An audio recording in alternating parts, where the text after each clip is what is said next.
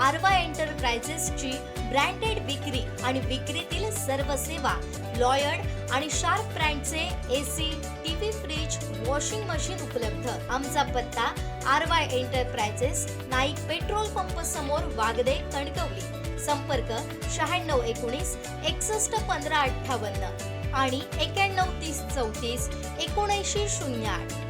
महाराष्ट्र शासन कांदळवन विभाग दक्षिण कोकण वन परिक्षेत्र कांदळवन मालवण यांच्या विद्यमानं वेंगुर्ला वायंगणी बीच इथं सकाळी कासव महोत्सवाचं आयोजन करण्यात आलं होतं। या महोत्सवात सुमारे 1000 ऑलिव्ह रिडले कासवांच्या पिल्लांना समुद्रात सोडण्यात आलं।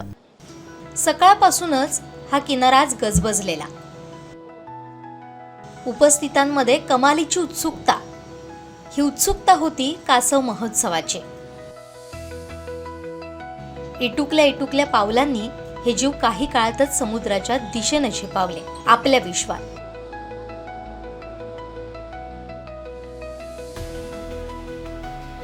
वायंगणी येथील कासव महोत्सवात सुरुवातीला सकाळी आमदार दीपक केसरकर, जिल्हाधिकारी तृप्ती थोडमिसे यांच्या हस्ते ऑलिव्ह रिडले कासव संवर्धन केलेल्या जागेचं उद्घाटन करून पहिल्या सुमारे 200 कासवांच्या पिल्लांना समुद्रात सोडण्यात आलं।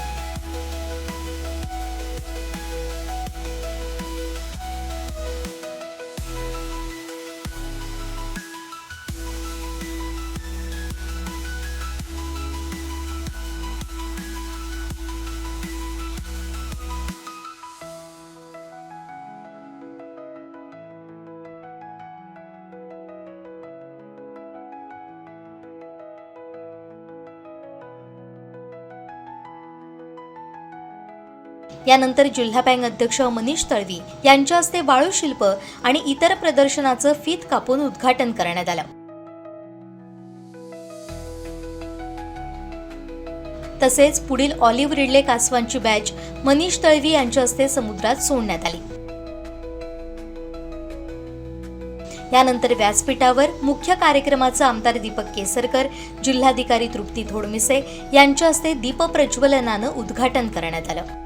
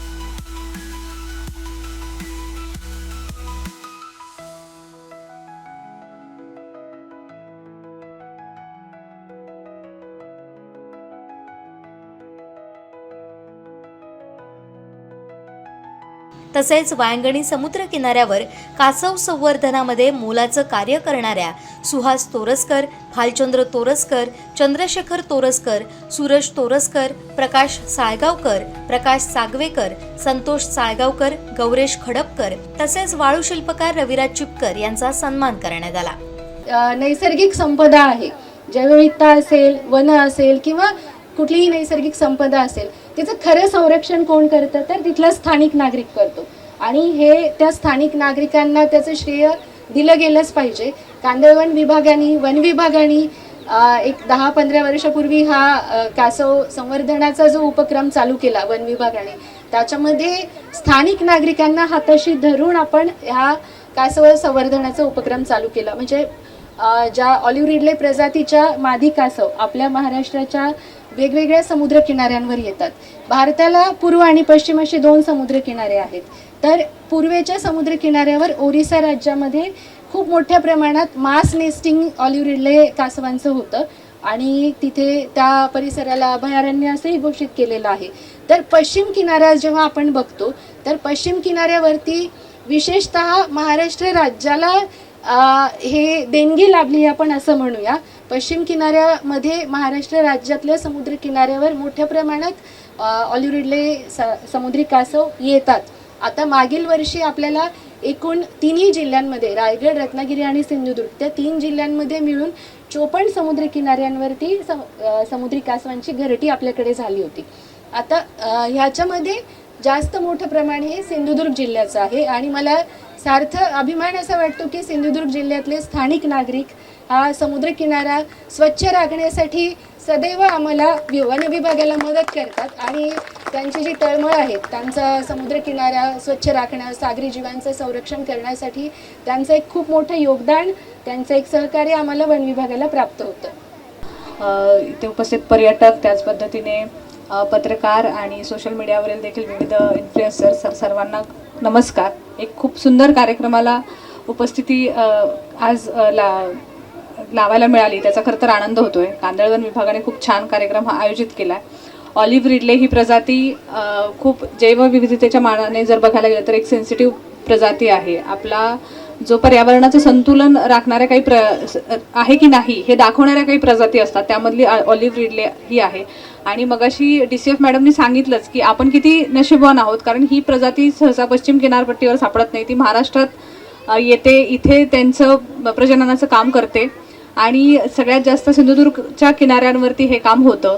आणि जसं मॅडमनी एकदम आपल्याला भावनिक करून टाकलं की ती मादी कासव ही आपल्या माहेरी येते आणि आपल्या प्रजनन करून इथे जाते आणि आपण त्याची सांभाळण्याची जबाबदारी घेतो. सर्वात कौतुक तर मला कांदळवन विभागापेक्षा जास्त तर इथल्या कासव मित्रांचं वाटलं की ज्या पद्धतीने 58 दिवस ते सांभाळणं आणि त्यासाठीचं लागणारं पूर्ण इकोसिस्टीम तयार करणं, ती सांभाळणे, ते जपणे, त्यांची सुरक्षितता जोपासणे, हे काम ते जितक्या ताकदीने ते करत आहेत आणि त्यांची कुठलीही अपेक्षा न ठेवता, खरं तर मी सर्वप्रथम मी जिल्हाधिकारी म्हणून मी त्यांचं खूप आभार मानते. आपल्या भारतीय संस्कृतीत म्हटलंच आहे की प्रत्येक जीवाला जगायचा अधिकार आहे, मग कितीही तो छोटा असेल. तर त्याच भावनेने आपण या गोष्टीकडे बघितलं पाहिजे. सर्व प्रजातींना, आपल्या मानवाला जितका जगण्याचा अधिकार आहे तितकाच त्यांना देखील आहे आणि त्यासाठी आपण मानव म्हणून अन्न साखळीमध्ये आपण खूप शक्तिशाली जमात आहोत, पण म्हणून बाकीच्यांचा हक्क आपण हिरावून घ्यायचा नाही. ह्या एका विचाराने आपण ह्या गोष्टी करत आहोत आणि ह्या संवर्धनासाठी जे काही प्रयत्न कांदळवन विभाग करत आहे त्यासाठी मी त्यांचं कौतुक करते. स्थानिक जो त्याला सपोर्ट मिळत आहे त्याचंही मी कौतुक करते. अशा पद्धतीनेच आपलं काम चांगलं चालत राहावं यासाठी मी शुभेच्छा देते. धन्यवाद. या वांगणीचं हे वैशिष्ट्य राहिलेलं आहे की सरकारचा कुठलाही सपोर्ट नसताना कासव महोत्सव हा या मंडळींनी त्या काळामध्ये चालू केला आणि नंतर वन खात्याने सुद्धा त्याच्यामध्ये चांगल्यापैकी सहकार्य केलं. याच्यामध्ये मला विशेषतः तोरसकरांचं इथं उल्लेख केला पाहिजे की ज्यांनी ह्याची सुरुवात केली आणि सर्वच कासव मित्र अतिशय चांगलं काम हे वांगणीमध्ये करतायत. खरं तर आता आपलं जे मॅनग्रोव्ह फाउंडेशन आहे यांनी याच्यामध्ये पुढाकार घेतलेला आहे. परंतु मॅडम, मी आपल्याला सांगू इच्छितो की ज्या ह्या सगळ्या ॲक्टिव्हिटीज सुरू झाल्या त्या सुरुवातीला UNDPच्या माध्यमातून सिंधुदुर्ग जिल्ह्यामध्ये सुरू झाल्या आणि त्याच्यामुळे खरं तर आपलं हेडक्वार्टर सिंधुदुर्गमध्ये असायला पाहिजे होतं, त्याच्याऐवजी ते अलिबागमध्ये. अलिबागमध्ये तर शिंगाडे पूर्वीपासून करतात, त्याला आपल्या मार्गदर्शनाची गरज नाही. परंतु सिंधुदुर्ग जिल्ह्यामध्ये या सगळ्या गोष्टी व्हाव्या याच्यामध्ये एक गोष्ट आपल्याला लक्षात घेतली पाहिजे की आपल्याकडे ह्याचे बंधारे असतात, ज्या खाड्या असतात तिथं त्याला आपण धूप प्रतिबंधक बंधारे असतात ते, परंतु ते खूप जुने झालेत आणि त्याच्यामुळे पाणी येतं आणि त्याच्यामुळे मॅनग्रोव्ज आपल्या संपूर्ण किनारपट्टीवर झालेले आहेत. एकदा मॅनग्रोव्ह झालं की शेतकरी समजतो की माझं जीवन उद्ध्वस्त झालं, कारण त्याला ते मॅनग्रोव्ह कापता येत नाही, त्याच्यामध्ये शेती करता येत नाही. परंतु मॅनग्रोव्हमध्ये तुम्ही क्रॅब फार्मिंग करू शकता, त्याच्यासाठी क्रॅबलेट्स लागतात. त्या क्रॅबलेट्ससाठी नर्सरी उभारली जाते वेंगुर्ल्यामध्ये.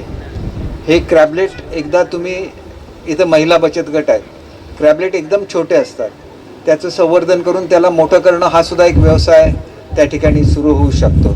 आणि त्याच्यासाठी प्लास्टिकमुक्त समुद्र किनारे आपण तयार केले पाहिजेत. आणि हे सगळं करत असताना जे मॅनग्रोव्ह फाउंडेशनच्या माध्यमातून किंवा सावंतवाडीच्या वन विभागाच्या माध्यमातून होतं आहे त्या सर्वांना मी मनापासून हार्दिक शुभेच्छा देतो. मॅडम, आपण मॅनग्रोव्हमध्ये इलेक्ट्रिकच्या बोटी दिलेल्या आहेत महिला बचत गटाला आणि त्याच्यामधून ते हे करतात, लोकांना कांदळवन दाखवतात. तर ह्या ॲक्टिव्हिटीज ट्रायल बेसिसवर आपण वेंगुर्ल्याला सुरू केल्या, परंतु असं आपल्याला प्रत्येक खाडीमध्ये करता येईल आणि तेवढ्या महिलांना तिथे रोजगार मिळू शकेल. महिलांना मला एवढंच सांगायचं की आता आम्ही टुरिस्ट बसेससुद्धा महिलांना दिलेल्या आहेत, हाऊस बोटसुद्धा महिलांना आम्ही पूर्ण सरकारच्या खर्चाने देतो आहे. शेवटी महिला ही एक शक्ती असते आणि ती शक्ती जागृत झाली की आपण आदी माया आदी शक्ती म्हणतो, ती महिलांच्यामध्ये आहे. आणि मला आनंद असा झाला की मॅडम तुमच्या नेतृत्वाखाली सगळं महिलांचं राज्य हे सिंधुदुर्गमध्ये आलेलं आहे आणि त्या महिलांमध्ये एवढी कॅपॅसिटी आहे की ते सिंधुदुर्गाचा विकास करू शकतील, कारण महिला या जास्त सिन्सिअर असतात पुरुषांपेक्षा.